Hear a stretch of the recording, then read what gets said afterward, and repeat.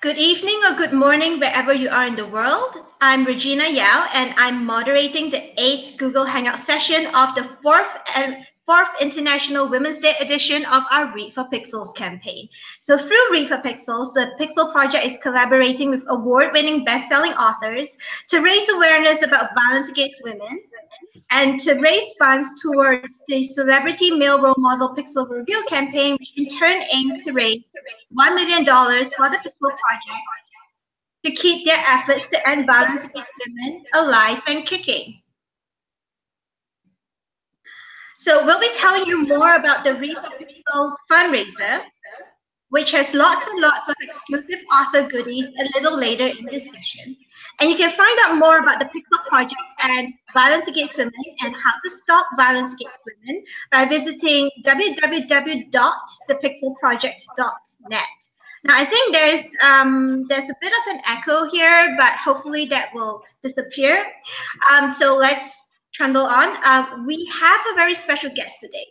We are having a live discussion and Q&A session with the fabulous Beverly Jenkins. So Ms. Jenkins is the recipient of the 2017 Romance Writers of America Nora Roberts Lifetime Achievement Award, as well as the 2016 Romantic Times Reviewer's Choice Award for Historical Romance. She has been nominated for the NAACP Image Award in Literature and was featured both in the documentary Love Between the Covers and on CBS Sunday Morning. Since the publication of Night Song in 1994, she has been leading the charge for multicultural romance and has been a constant darling of reviewers, fans, and her peers alike, garnering accolades for her work from the likes of the Wall Street Journal, People Magazine, Salon, and NPR.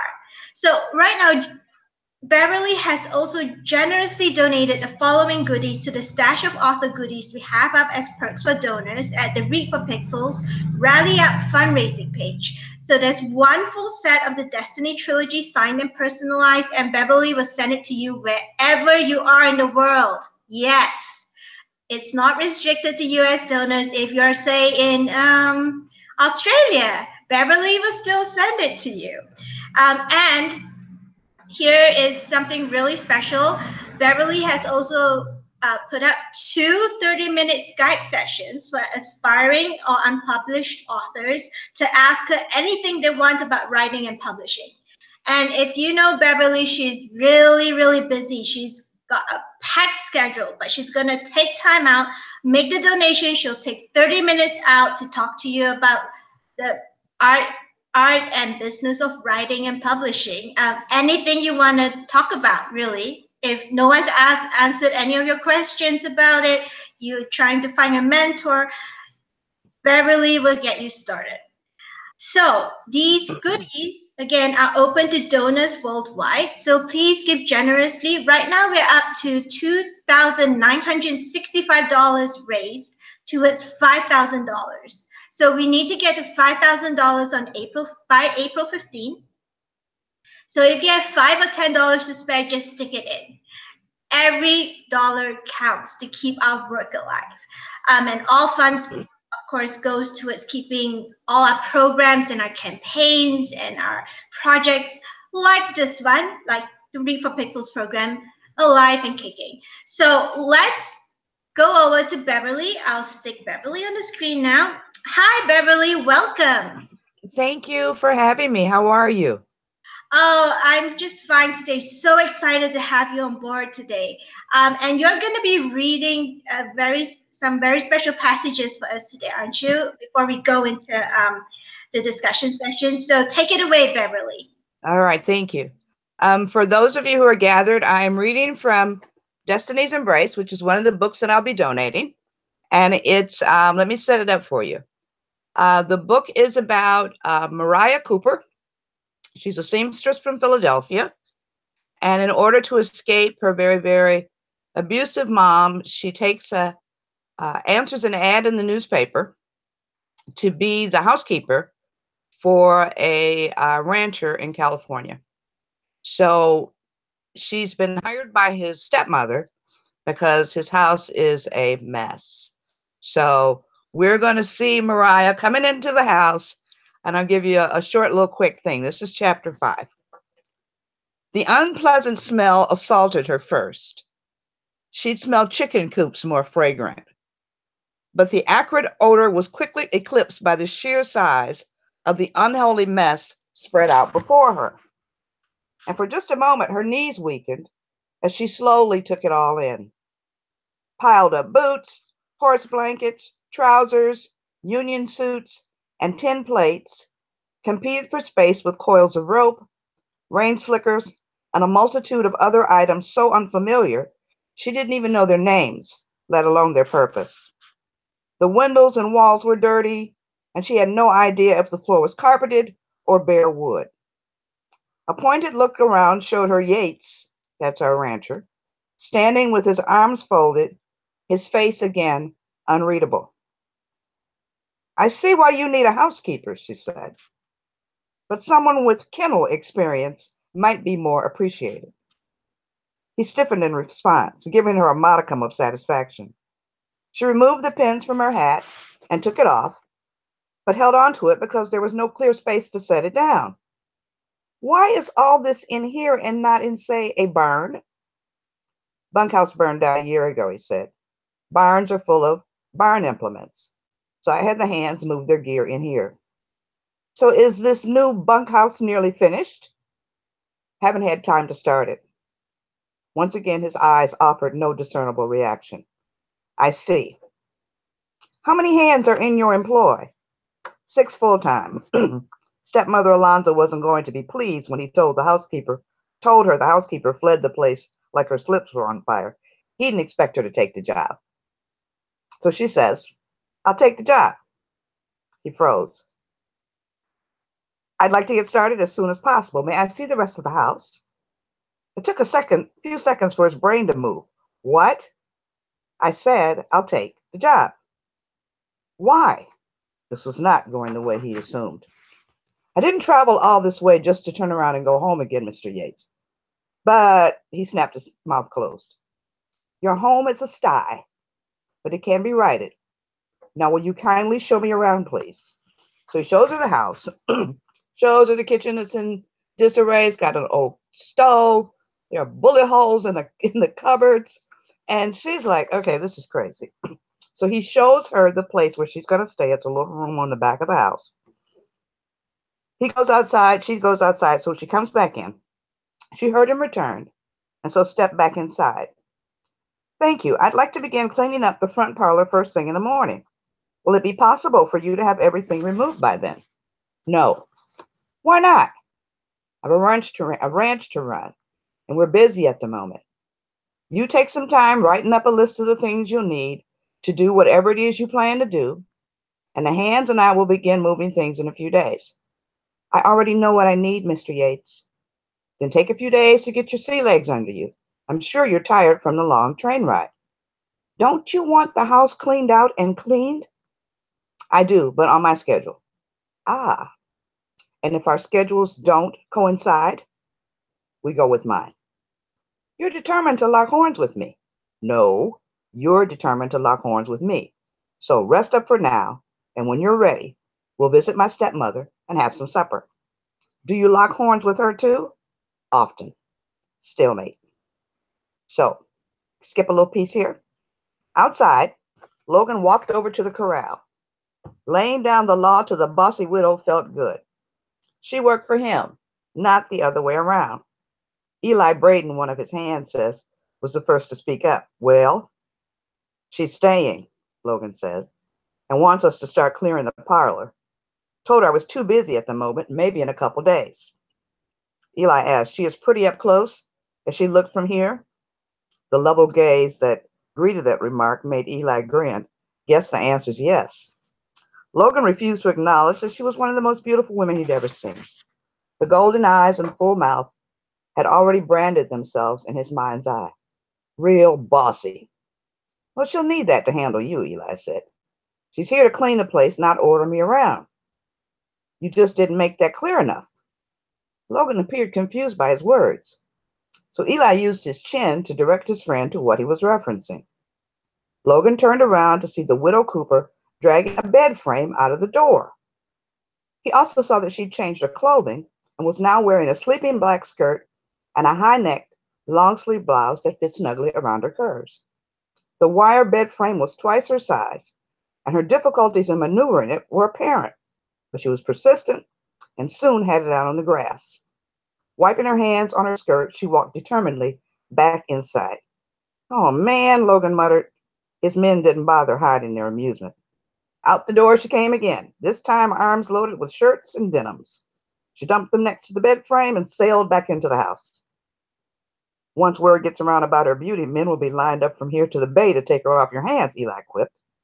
The last thing Logan wanted was his ranch overrun by a bunch of calf-eyed men, but any men loco enough to take her on would regret it, because she was obviously too bossy for her own good and death to boot. She finally looked his way. Okay, let me back up a little bit. She walks over to the men at the corral and she says, "Gentlemen, my name's Mariah Cooper, and I'm the new housekeeper. I'd suggest you come and claim your belongings." Logan found this cat-eyed woman so unlike any other he'd encountered, he wasn't sure what to do. "And if they don't?" she asked coolly. She finally looked his way. "Anything still in the pile come morning will be kindling for a bonfire." Eyes widened. So they're talking. So Logan says, he glanced Eli's way and found his partner smiling. "Go back in the house and wait for me. We'll ride over," he's telling her about dinner still, "and have dinner with my stepmother in a few minutes. Do women usually ask how high whenever you say jump, Mr. Yates?" He closed his eyes and drew in a deep breath. When he opened them, she was standing there blazing in all her golden cat-eye glory. Having had just about enough of her for the moment, he placed his hands on her waist and slowly lifted her up to eye level. "You ever use that mouth for something besides sassing?" Then he kissed her, and apparently caught her so off guard that for just the briefest of moments, she softened and he tasted the sweetness of her lips. Then her mouth clamped shut like a sprung bear trap, and she went stiff as a board. Thinking he'd bested her, he set her down on her feet. He was feeling pretty superior until she dragged her bandaged hand across her lips like she'd just been kissed by a goat and kicked him hard in his bad knee. Pain spread up his leg and he howled. The explosion of agony had him cursing a blue streak while hopping around like a peg-leg sailor doing a jig. Eli and the men laughed so hard they almost fell down. She, on the other hand, looking angry enough to spit, spun around and stormed back the way she'd come. So that's my little piece of Destiny's Embrace. So I hope you enjoyed that. It's one of the books that's up for bid. So I hope you will bid on the two books, Destiny's Embrace, Destiny's Surrender, and Destiny's Captive, which are the three books in the series. So Okay. I have to stop laughing. Well, I got through it without laughing too hard. We have all been there. All right, I'm gonna pretty put good. myself on the screen a little bit. Okay, so I can see that there are new people who've joined us watching this Hangout. Welcome. And if you have any questions for Beverly, please type them into the chat box next to the screen. And Anusha and Carol, who are today's moderators, they will relay the questions to me, and I will read them out for Beverly to answer in real time. So just get busy with your questions. You have to log into YouTube in order to be able to write your questions down. But if you're watching this on YouTube, chances are you have a YouTube account. So I'm going to put Beverly back on screen. We are going to start the discussion, and I will weave in any fan questions in between. So guys, get your questions ready. Anything you've been dying to ask Beverly and you could never make it to a convention or a book signing to ask her because it's a huge world. Beverly can't be everywhere. This is your chance to ask your questions. Okay, so All your stories feature complex female protagonists such as Mariah Cooper in Destinies Embrace, Pilar Banderas in Destiny's Captive, and Eddie Carmichael in Forbidden, who are tough, resilient, and determined working women. So, who is or are the inspiration behind these wonderful female characters? Well, when I first started writing, one of the books that I used a lot was a book called We Are Your Sisters, Black Women of the 19th Century, edited by Dorothy Sterling. And in the book, Sterling said 19th century Black women had an advantage when the world opened up for women after the Civil War because they worked, they had a commitment to community, and they were accustomed to pushing the envelope on gender and race. So these women during slavery worked, and even if they were free, they worked because of the times, and their men were not allowed mostly anything other than menial kind of jobs. So the women had to work to put food on the table. They were committed to the community, whether they were being abolitionists or working for kids or, you know, that kind of community social stuff. And after the Civil War, they were probably, you know, they were journalists. They were some of the first female doctors in the country. So I try and give my characters in my books at least one of those gifts. If not, some of them have all three. Some of them have one, but they all work. So I'm proud to stand on their shoulders. Yeah. So, do you you do consciously create these characters, right? Or do they just happen to be part of the story as you envision it? Is it organic or is it conscious? They come to me mostly. Sometimes if you ask a writer where their stories come from, more times than not, they'll tell you they don't know. And we don't. But I think my stories come through me. They're not of me.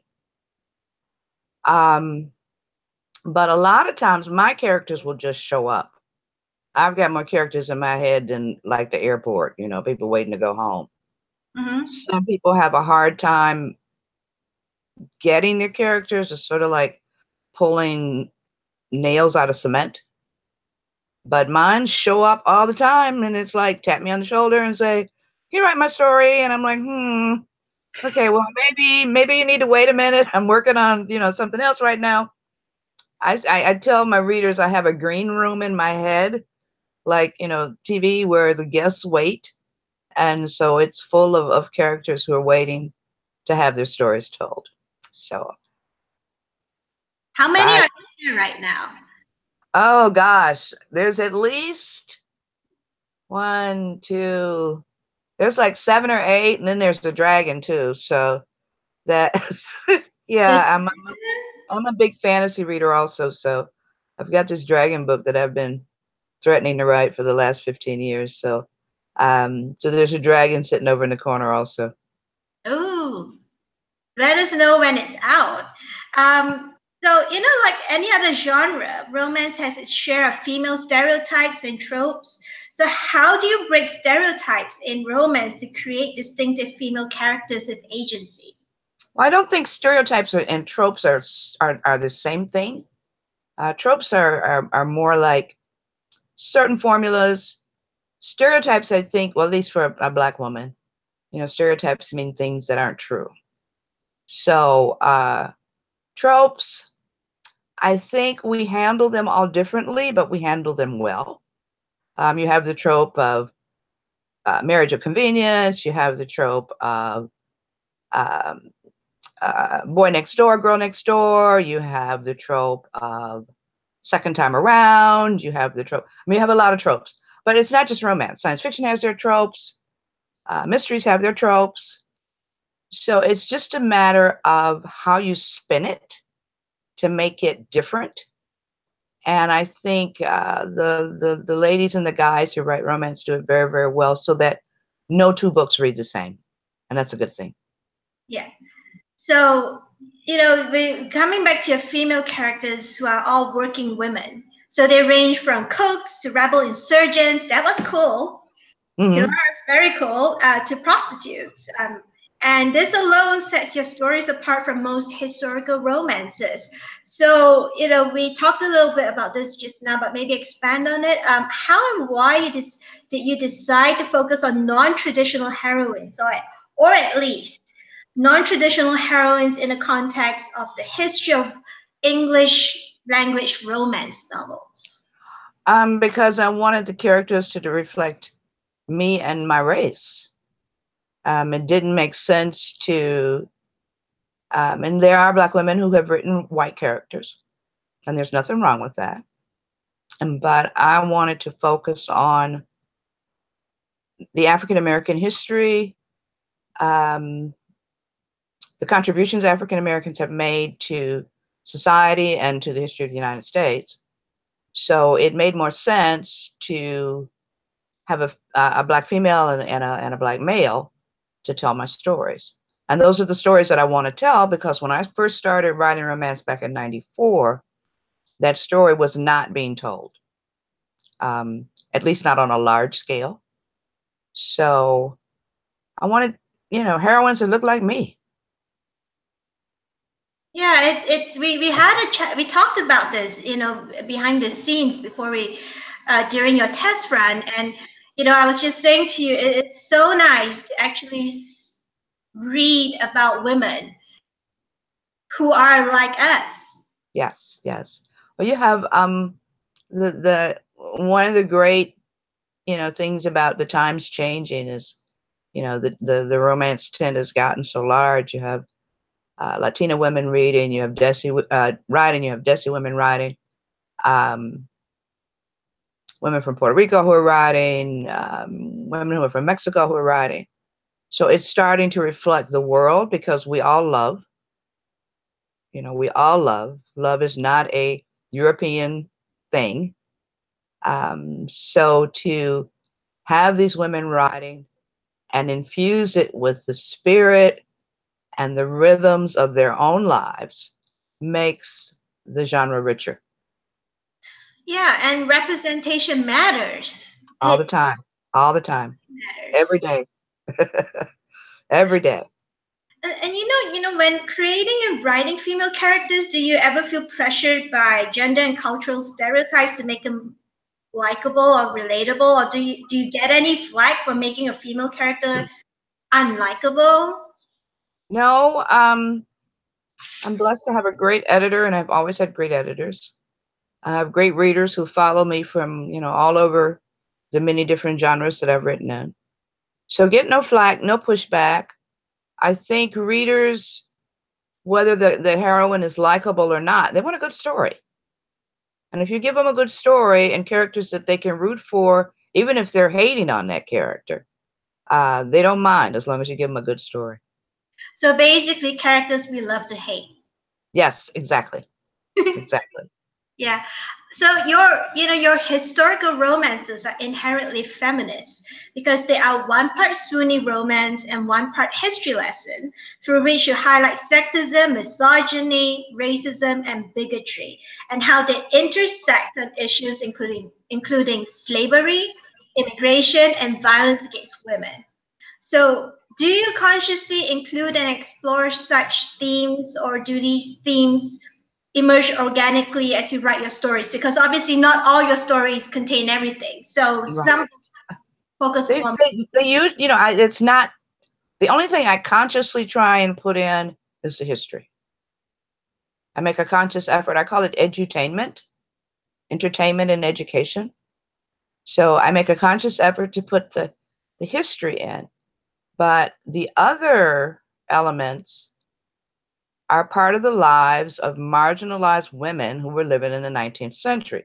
I mean, you can't write like a fairy tale and say, "Oh, bigotry doesn't affect them," or the segregation laws don't affect them. I wouldn't be writing true to the history. So if I'm writing a story and a character has to travel across the country, they may have to deal with the Jim Crow laws about whether they can ride in the coach or whether they have to ride with the animals or in the gambling car in the back of the train. So you can't eliminate those things. So it's not so much a conscious putting that stuff in, it's reality. So I try and be as realistic in dealing with my characters as I can. Yeah, and I when I read about the train journeys that your characters take, it was really eye-opening. Really, it depended on which state they were in at that. And the conductors. And the Yeah, conductors. Because some conductors, even if you were riding through a Jim Crow state, might have let you just go ahead and stay in the car. Now, the passengers might not have been happy. And then you could be riding in a state that had no Jim Crow laws, and you had to deal with the conductor and his prejudices.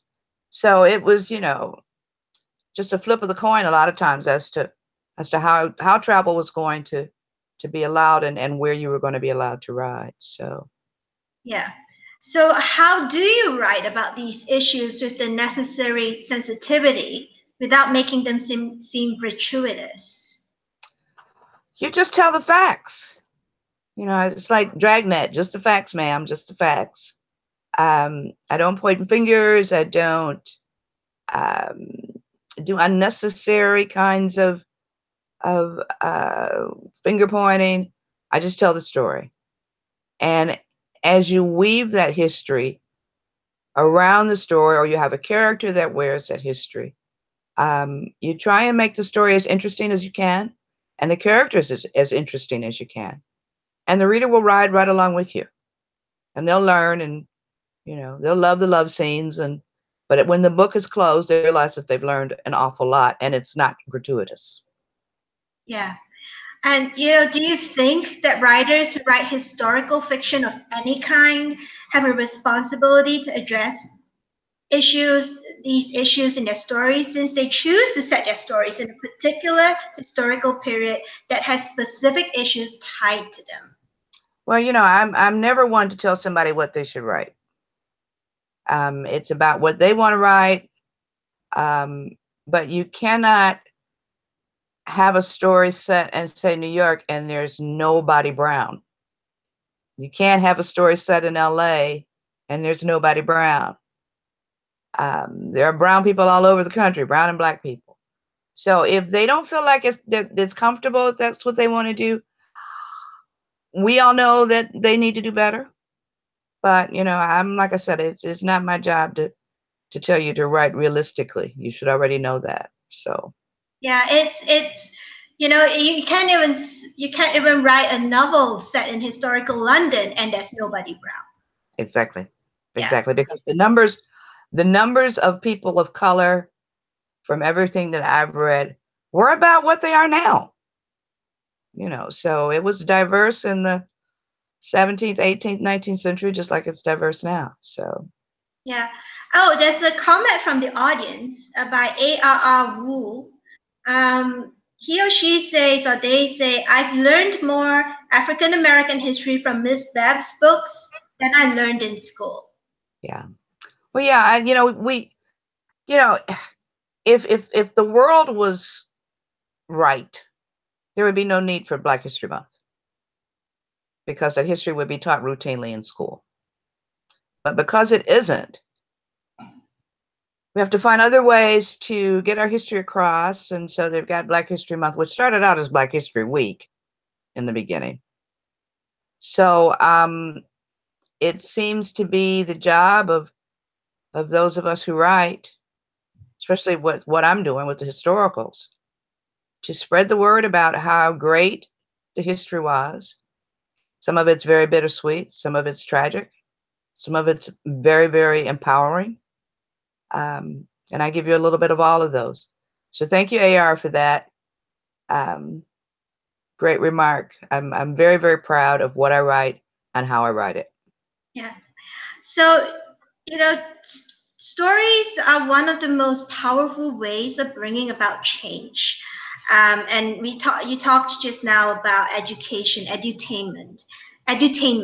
And in your opinion, How can authors strike a balance in their storytelling between raising awareness about tough human rights issues like violence against women and telling an engaging story without being pedantic or preachy? Well, it's another thing, not everybody is what the kids say woke. And not everybody sees the importance of uplifting in their stories. Stories, in many ways, should entertain. And some writers don't see, maybe because of their own privilege or their own blinkers, don't see the value in adding those kinds of elements in their stories. And that's, I can't control that. But for me, it's about education, whether you're writing science fiction, whether you're writing fantasy, whether you're writing, there should be some kind of something that people can grab onto, that feeds a part of them, whether it's morality, whether it's a social construct, whether it's just taking you away from a bad day, but like I said, we all do this differently, and the only person I'm really responsible for is me. So whatever floats their boat, they are welcome to their own world. Yeah. So what do you say to readers and reviewers who say that your books are too preachy to be properly romantic? I've never had, I don't, everything is Jill Scott, the great singer, once said in one of her songs, everything ain't for everybody. So if they think it's preachy, don't read them. I used to get that in the beginning because I think the history made some people uncomfortable. But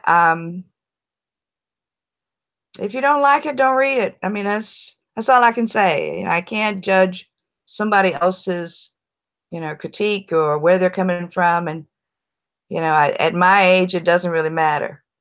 So if you don't like it, hell, don't read it.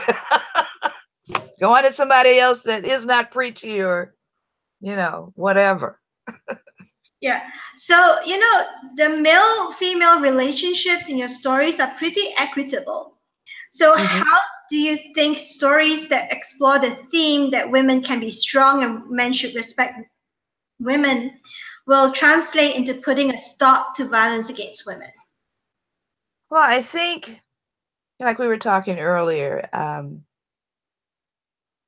it's how you raise your daughters, and it's how you raise your sons. You raise your daughters to set the bar high. You raise your sons to set the bar high for themselves. Because when you're raising sons, you're raising not only sons, you're raising husbands, and you're raising fathers. So you want the lessons of that high bar of conduct, which consent is at the top, among the top, to be aware of that. If a girl tells you no, no means no. You tell your sons that from the beginning. You tell your daughters that from the beginning. You tell your daughters to expect a guy to treat them as if they are, and I want to say as a romance writer, precious. And you treat that guy as if he's precious to you. So that doesn't involve violence. That involves, and love is hard. I'm not going to sit here and say, it's all a fairy tale. And I often say that, I was with my husband for 33 years before, cancer took him in 2003, and I loved him dearly. But there were days I wanted to bury him in the backyard. And there were days he wanted to bury me in the backyard. So it's a two-way street. And you try and work hard to support each other's dreams. You try and work hard to support each other's um, uh, whatever their situation is in life, um, and try and stay evenly yoked throughout the relationship. So, Yeah. hope that's a good answer. So we have a bunch of questions and remarks on the audience. So we'll sort of go through Okay. them now. So Blue Creation 4 says, this is Jazz Blue from Facebook. Okay. I appreciate the truths and knowledge that appear in your books. Your books are definitely a welcome escape. Yeah. A good book should take you away. It should make you think, okay, you read different things for different stuff for different things. I read popular fiction to take me away. And if a book makes me startle when the phone rings because I'm so deep into the book, that's a good thing. So thank you, Jazz. I appreciate you too. I have the best readers in the world. You know, and romance in general has the best readers in the world because they're so supportive and they're just awesome. Just very, very awesome. Awesome.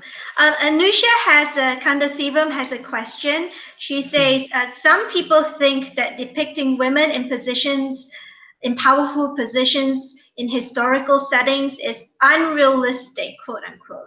What is your opinion on this? They obviously haven't read any history.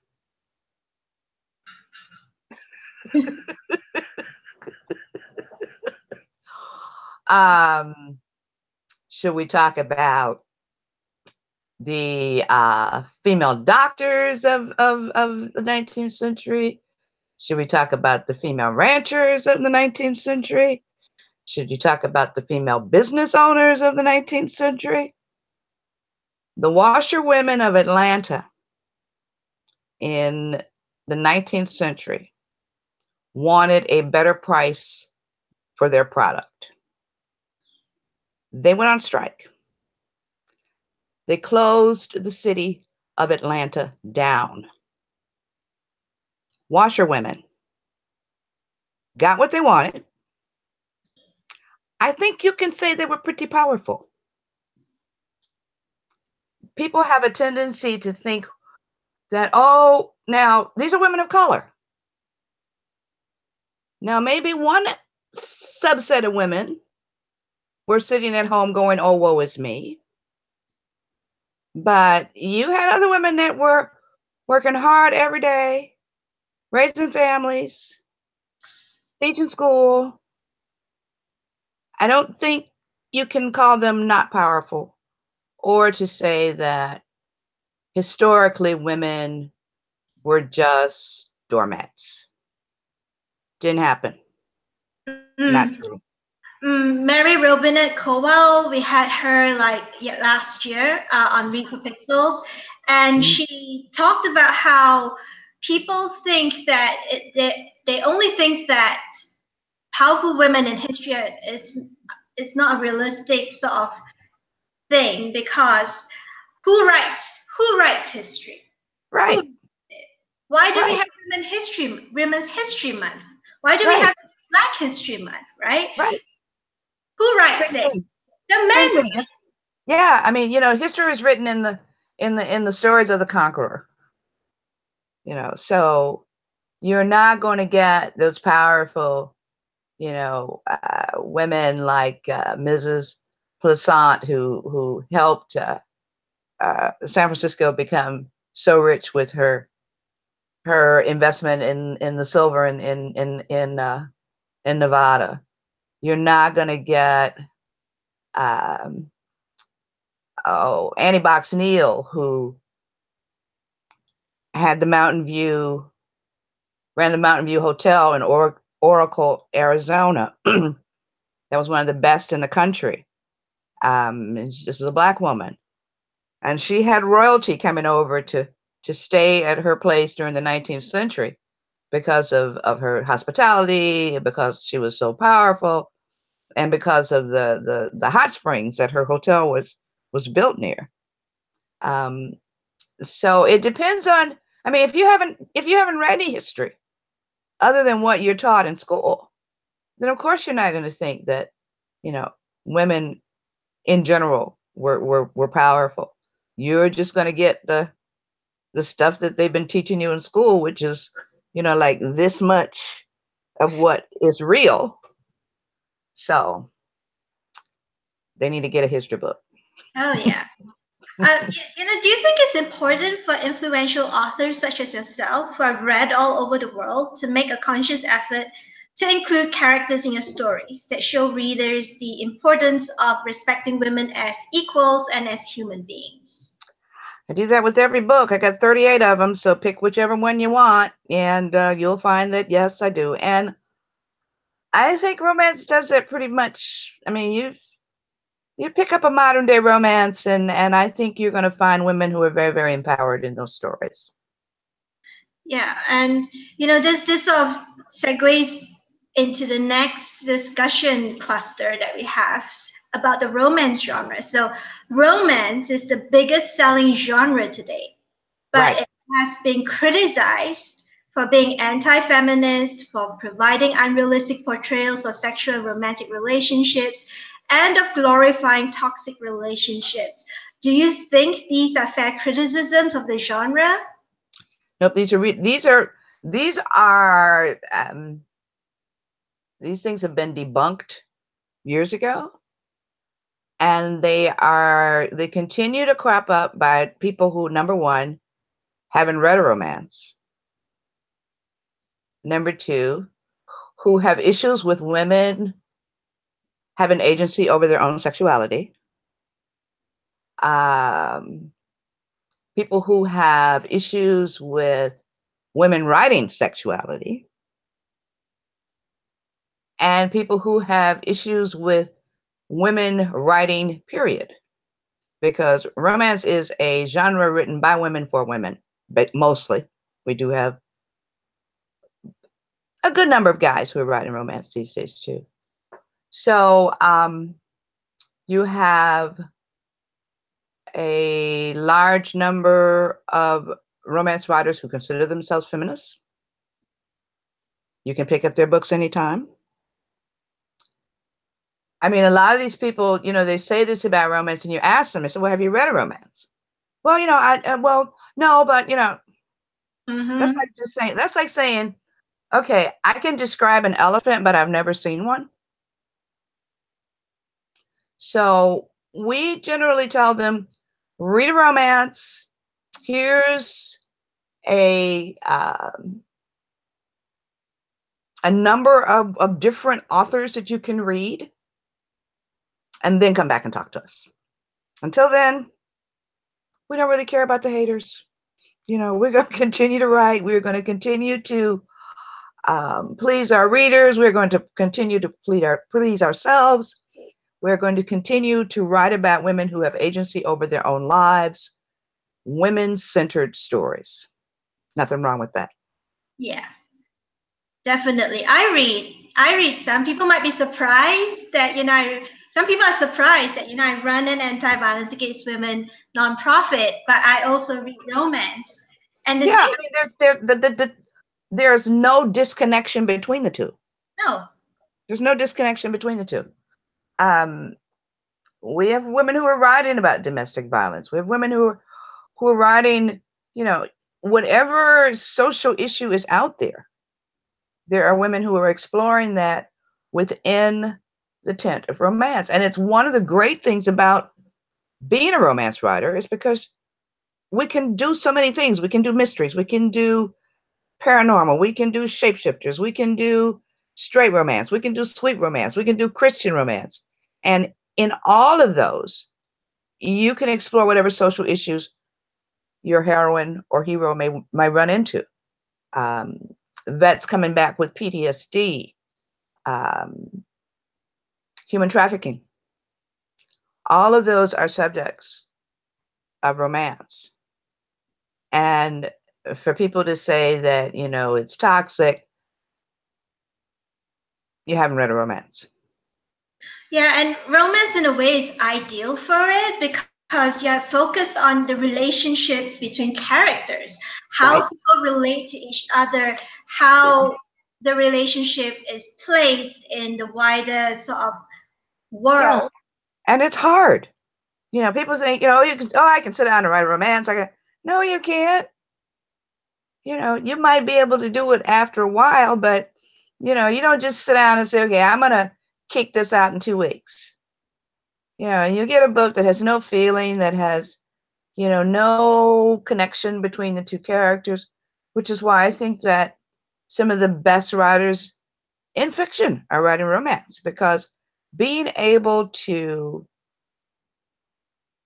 write a story that is moving about two people, whether they're straight, whether they're gay, whether they're, queer, takes talent, and it takes empathy, and it takes time, and it we don't just kick these things out and then go to the candy store. You put blood on the page when you're writing romance, because writing about people is important and it's difficult. So Yeah. So, what do you think about romances, whether it's adult or YA, such as Twilight and 50 Shades of Grey, that continue to perpetuate the myth that stalking and abusive behavior is romantic, open and closed? well, you know what, if the guy in 50 Shades of Grey had been you know somebody raised around here, had been a Ford worker working on a line, he'd have gone to jail. um I they're not considered romance, and I know that people within the kink community were not real happy, because with 50 Shades of Grey, because there was no commitment to the lifestyle. Oh, I guess, and I haven't read the books and I didn't see the movies, but I guess there was some excuse as to why he was this way, and whatever. Um, and they were upset because there was really no commitment to that lifestyle. He was just dabbling. He wasn't um, in the lifestyle. So, and Twilight, I have no words. I, and some people really liked it, and that's okay. That's okay. But to say that 50 Shades is a romance, it's not. It's not. If you're a regular romance reader, you know that it didn't hit all the boxes Hmm. to make it a romance. So I don't Yeah. know. What I love and what I think everyone watching now and who reads a books, what I love is that in your books and stories, you've always made it clear that consent is vital in relationships Yeah. and that it is not a death knell to romance. No. No. Um, I think if you read romance, you will find that we have been doing the quote unquote consent thing for decades. It's always been about consent. The early books, maybe not. But as women's roles changed and writers changed, consent became the thing, and consent is the thing. Um, you can't have a great relationship without consent. Um, Even in my young adult, um, where there is no sex, but there's consent. Can I hold your hand?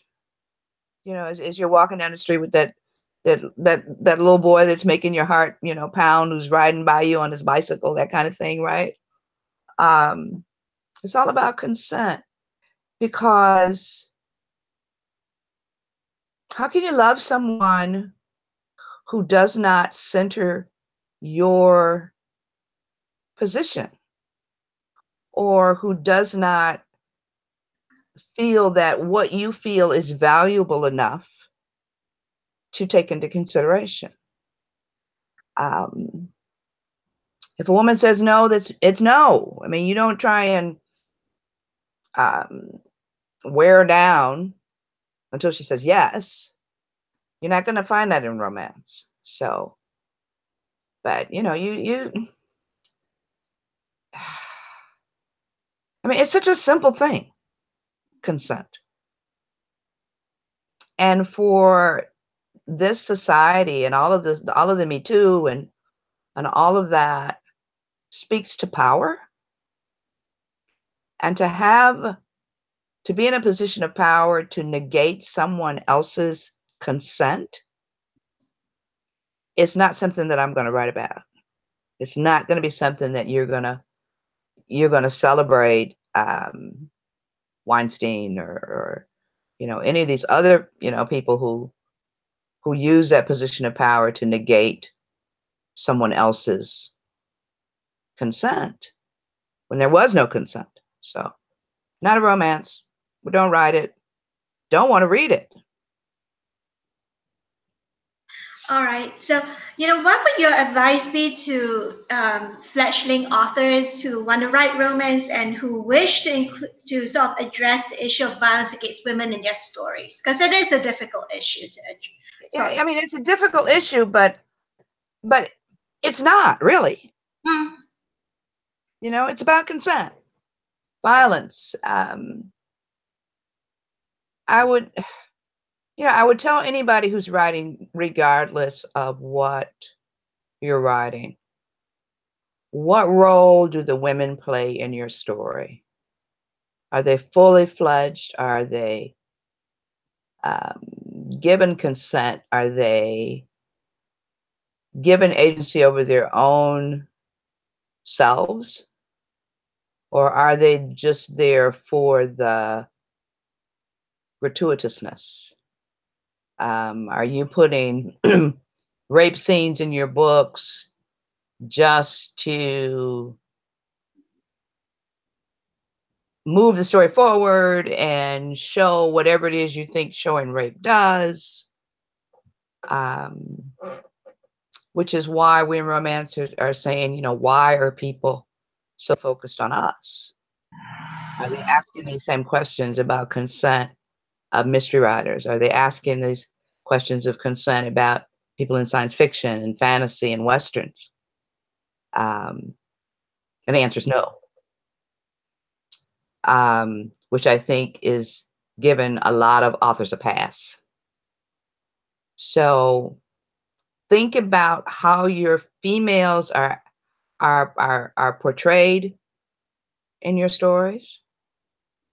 And if they are one-dimensional and are just there for the rape scene, then maybe you need to write something else.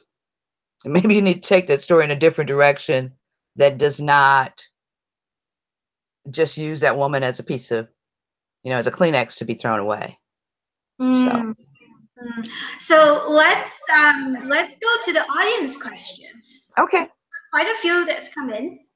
Okay. All right. So Carol Olson asks, as a prominent writer in your genre, do you support or mentor beginning writers to help them find their voice? I brainstorm a lot with young writers. I don't mentor anyone, with the standard definition of mentoring, because I don't have time. I don't have time. I'm too busy. But writers will send me emails and say, well, what should I do for this? How do I start this? Where should I go to look up information on this? And I'm always open to that. I'm always open to trying to make the path wider for writers, especially writers of color. But I have never been known to turn anybody down who needs, I don't read anybody's chapters, so don't send me stuff. But, you can send me an email and say, well, how do I go about this? Or how do I go about that? So if the person who sent that question has a question, go to my website. You'll find my email there. Send me an email and we'll talk. Yeah, and we'll also sort of go back to that treat, that really awesome treat that you have in store for everyone a little later in this session. And you've heard it, guys. Beverly normally doesn't have time to mentor or read, but there's a surprise. If you just joined us, we have a surprise that we're going to announce at the end of this session. But let's go to the next question. Okay. Gwendolyn Chester says, thank you so much for all your books. I've learned so much history because of your writings. How does Dominic Levesque in your book, Captured, tie into the 5 Levesques in New Orleans? Okay. Tricky question. Dominique is the grandfather of the lovely Juliana's second husband, the one who drowned. He is the father of the brats. People will know what I'm talking about. The brats. He is not the father of Raymond or Gerald. He's the father of the young boys. So that's how, and I hope I made that clear for her. So that's how Dominique is related. Juliana is descended from Esteban.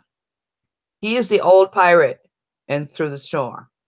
So the two families got together with Juliana and Dominique's grandson to produce the Levesque line that I write about. Okay, she'll know what I mean. The readers will know. Everybody else is like, what is she talking about? Sorry to confuse you guys. You should read my books. Shameless plug. So ARR Wu has another question.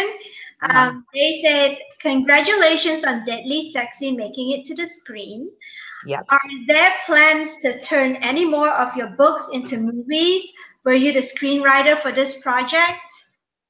I was not the screenwriter. We start filming. Well, they start. Siri Austin is the independent producer that is going to be turning my book Deadly Sexy, which is one of my romantic suspense, into a film. Iris Bowling, who is the head of Siri Austin, is also a romance writer. And she loves my work, and I love her work. And she was the screenwriter. And the script is absolutely fabulous. She stuck to the story, which sometimes people don't do. We start filming April 2nd. I'm going to go down that next weekend and watch the filming. We're really, really excited about this. We're funded it through a GoFundMe campaign because, it takes a lot of money to make a movie. So thanks for the congrats.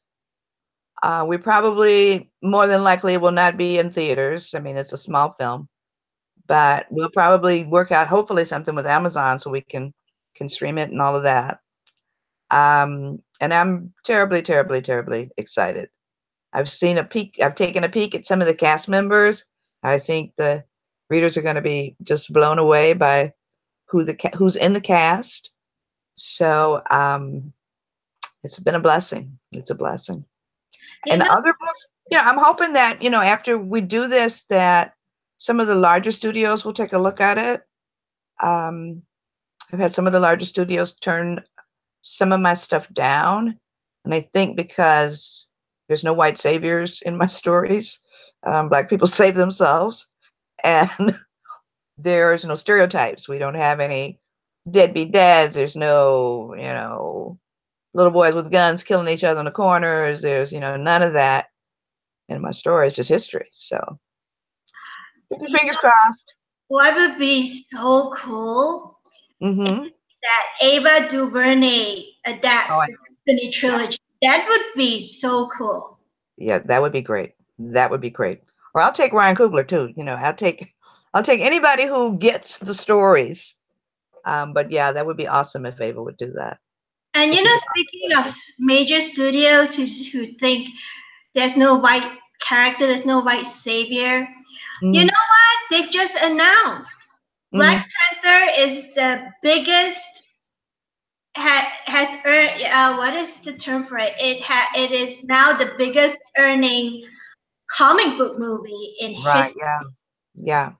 And and it's a eye-opening thing for Hollywood and publishers and everybody else who said black products don't sell, you know.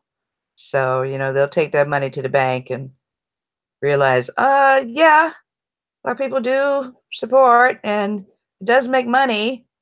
And hopefully it will continue to open the market for other projects. So we'll see. We'll see. Yeah, and we've heard from a mutual friend, Clarence Young, Mm-hmm. yeah, that you are a huge fan of science fiction and fantasy. I am. I am.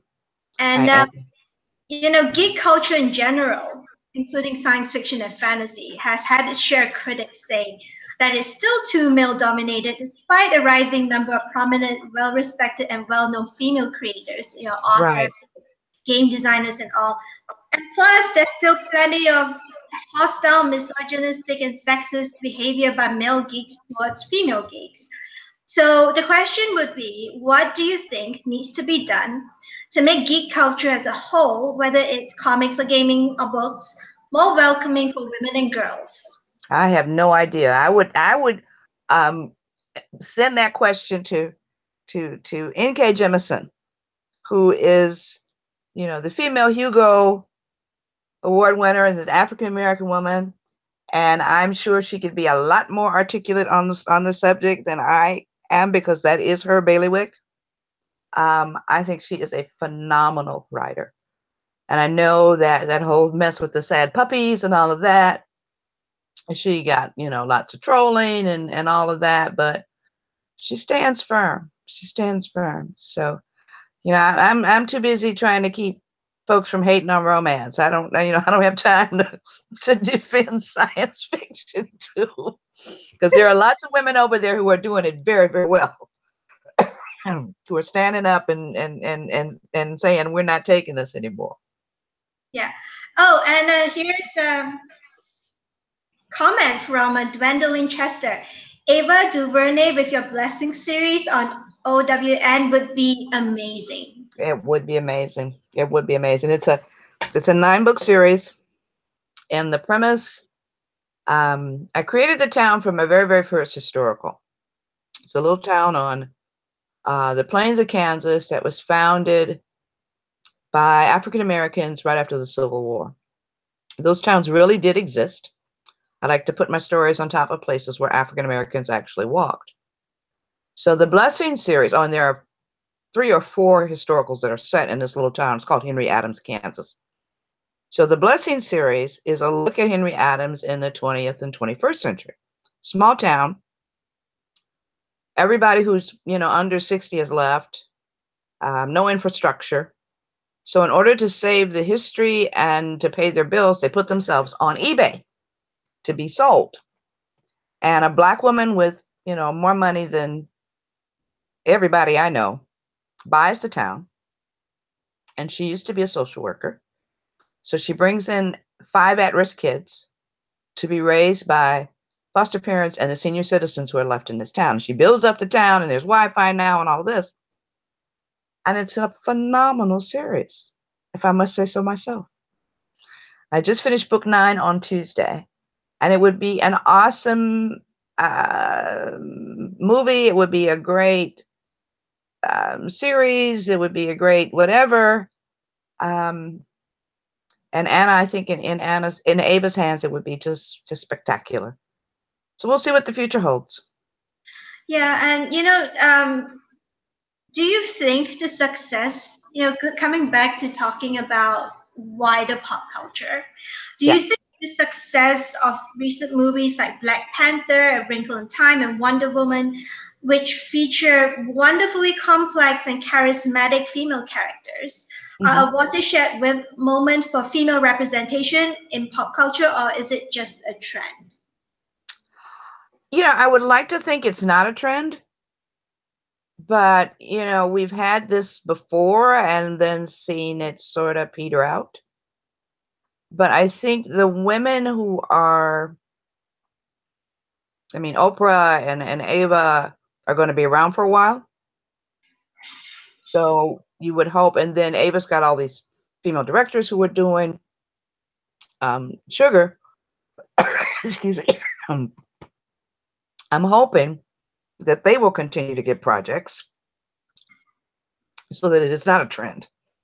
So that it continues to expand and widen and bring more women of all colors into the tent. Yeah, we have Octavian Spencer, we have Viola Davis, we have all these women all coming out and producing their own movies. It's awesome. We're hoping that, we're going to see some great projects from all of these women in the future. And that it becomes more diverse so that you'll get Native stories, that you'll get Latina stories, that you'll get Jamaican stories, that you'll get, because, every culture has something to offer. And every culture has its unique stories, its unique rhythms, its unique myths and legends. And, there's always room for great stories. So we'll keep our fingers crossed. Yeah, and one more remark from the audience. AR Wu says little girls really need to see Maxine Blake on the big screen. I think so too.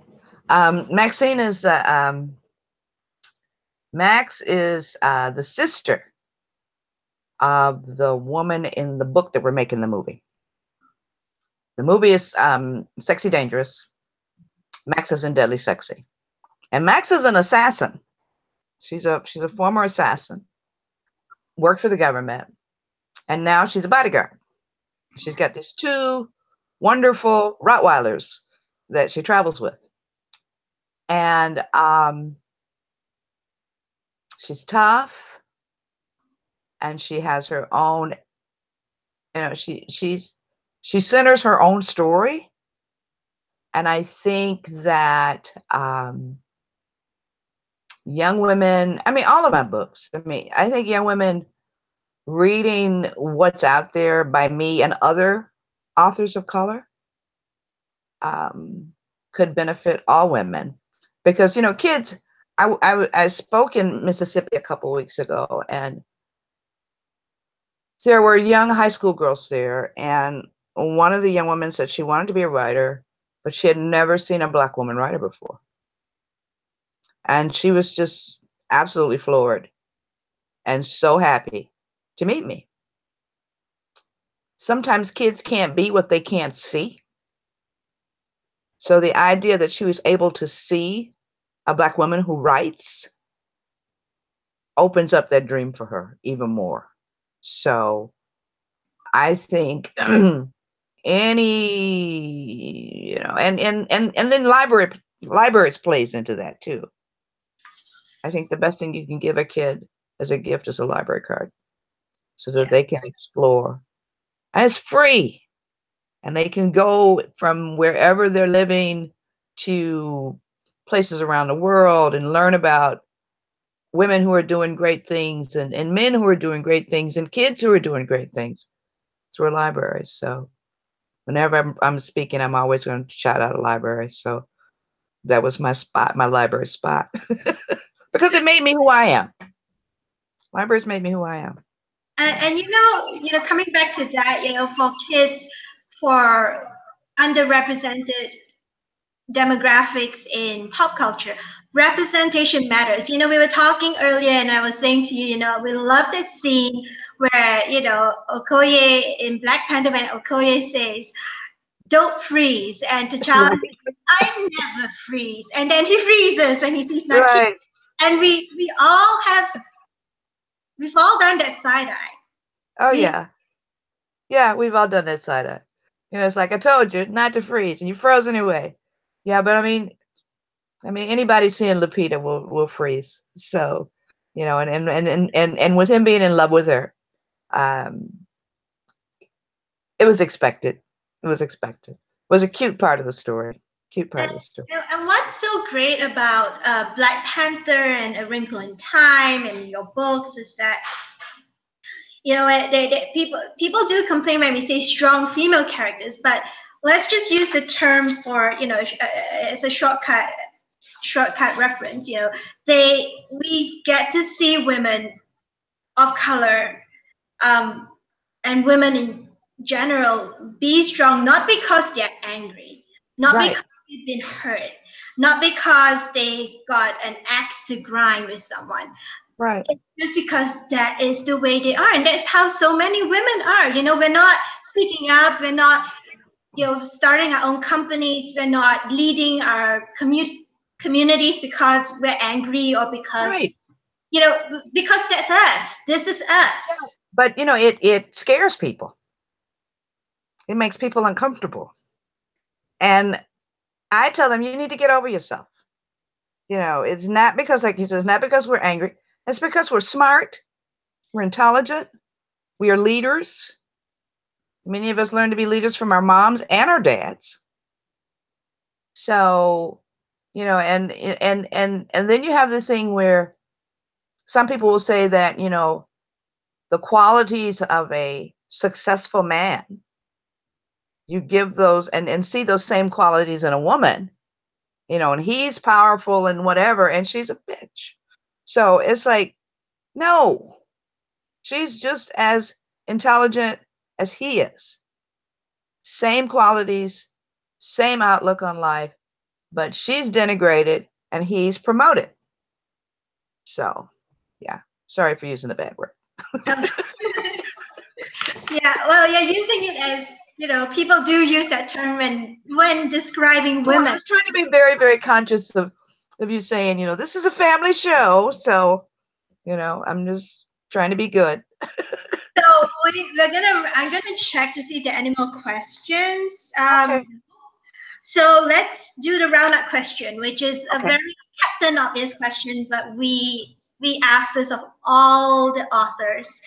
You know, you've been so incredibly supportive. You've been so busy, but you've been so incredibly supportive of our Read for Pixels campaign and the Pixel Project's anti-violence against women work as a whole. And, you know, why do you support the cause to end violence against women? And what do you think authors can do to help usher along the cultural change needed to eradicate violence against women and girls? Well, I think, you know, interacting with your community is a good way. Supporting projects like this. And maybe you'll donate more books or your time to a local campaign. Giving back to the community is one of the best things you can do, regardless of what your position is. Maybe you'll volunteer to be on a phone line.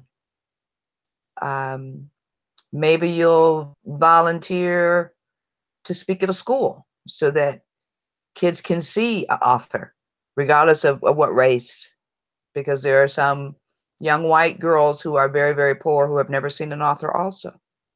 So I support anything that will uplift my community and uplift the community next door or the community down the street, and anything that uplifts and keeps women safe. Because when you have safe women, you have a productive society. You have happy children. You have sons who will grow up strong, daughters who will grow up strong. So anytime we can support healing in our community through a project like this, it's a good thing. And I'm honored to be asked to help.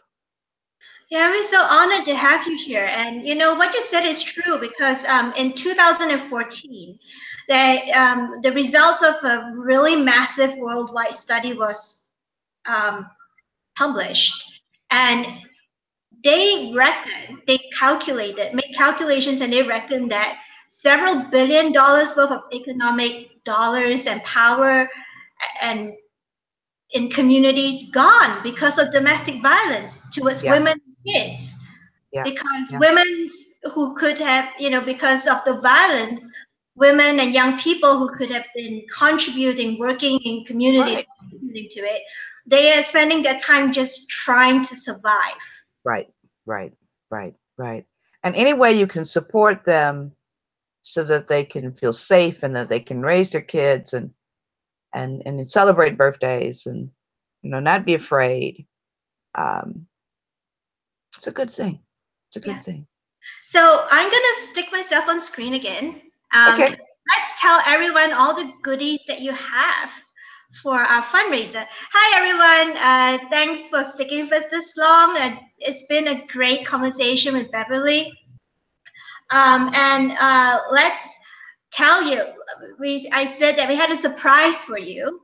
So for those of you who just joined us, so as mentioned earlier, Beverly has generously donated the following goodies to the stash of author goodies that we have up as perks at the Read for Pixels Ready Up fundraising page. And I'm going to share a little slide so that you can see. Beverly, can you see the slide? Yes, I can. All right. So Beverly has donated one full set of the Destiny trilogy, signed and personalized to you. If you make the donation to get it, there's a donation attached to it on the donation page.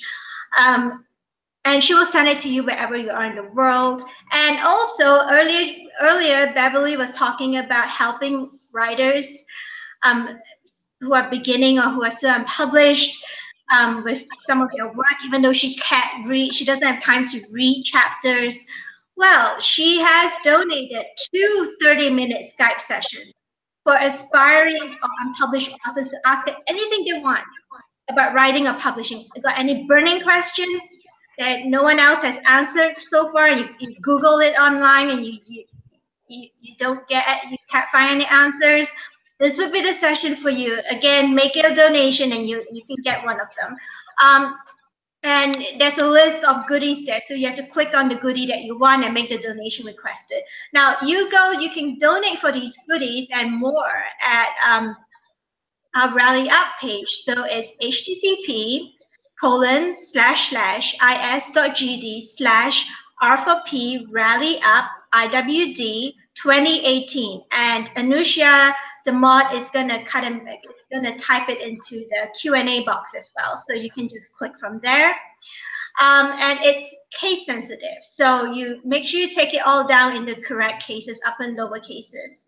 And you can find out more about the Read for Pixels campaign at is.gd/Read for Pixels. And you can see we've got nearly 100 authors. We'll have reached 100th author supporting this program in September. And if you don't see anything that you quite, if you don't see anything of Beverly's that you quite like or if someone has just grabbed Beverly's books and Skype sessions and made off with them, there's still plenty of author goodies available from everyone from Karen Rose to Eliette de Bodard to Lee Bardugo, lots of young adult stuff. We've got a really special, speaking of young adult stuff, we've got a really special package, young adult book package, featuring a Wonder Woman novel by Lee Bardugo. So check that out for the kids. And please give generously to help us reach our $5,000 goal. All funds go towards helping support our programs and our projects and our campaigns like this. And if you want to learn more about, I'm going to stop this here. And if you want to learn more about violence against women and what you can do about it, please visit the Pixel Project's website at www.thepixelproject.net. We've got lots of checklists. We've got 101 articles for you to learn more about the different types of violence against women and how to recognize it. And just lots of different ways for you to participate. Now, before we say good night, I'm gonna put Beverly on screen. Beverly, do you have any announcements for the coming months? I'm going to be on the road a lot. I'm going to be at Bowling Green University in 3 weeks for a conference down there. So you can go to their website and see me. Something I was going to say. Talked about the movie. Do you still need audience? Do you still need like crowd? Oh, we don't need audience. We do, but we don't need as many. The scene that she thought she was going to do, which was like an outdoor scene where she needed a lot of people. Okay. She doesn't need it anymore. She's going to do an inside hospital scene and a restaurant. So we'll only need a few more people, and I will put the information up on Twitter and on my Facebook page. Thank you for reminding me that. Put it up on my Facebook page and on my Twitter page to let people know that we don't need like a cast of thousands anymore. We need more like a cast of like a dozen. So I will take care of that. And then I just want to say thank you for having me on. I hope people will support the project. Make a donation. If it's only $5, every dollar counts. It's less than, $5 is less than you spend getting your nails done. You're getting your hair done. So, and this is going to be for a good cause. So if you liked having me on here today, then support the project so that they can continue doing their work and maybe have me back here in another couple of years. Who knows? So we shall see. Yeah, we might have. You know what? We are gonna start. This is sort of a premature, premature informal sort of tidbit. But we've been having lots of. We'll be welcoming our 100th author in September. Oh wow! Okay. And we speaking up about balance against women, and we have always done one-to-ones like this. But we are also going to start panels, Google Hangout.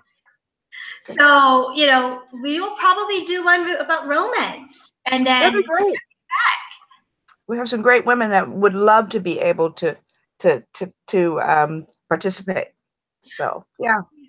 And you can continue what you were talking about just now about talking about consent and talking about how the romance genre has addressed all this and all that, but that would be in the future, guys. So I'm gonna put myself back on screen. Okay. So guys, to find out more about the Pixel Project, as I said, and how to stop violence against women, go to www.thepixelproject.net. And to find out more about the Celebrity Male Role Model Pixel Reveal campaign, please visit http://reveal.thepixelproject.net to learn more about it. And please donate generously to help us reveal pixels and raise $1 million. Well, we hope we get there. It's slow, but we hope we get there. And you know what? Thank you so much. Have a good day or good night wherever you are in the world. I'm going to put Beverly up here so we can all say bye to the audience. Good night, everybody. Wherever you are, thank you for supporting us. I hope we didn't bore you too much. I hope you had fun because I know I did. So thank you. Thank you. All right. Good night, everyone.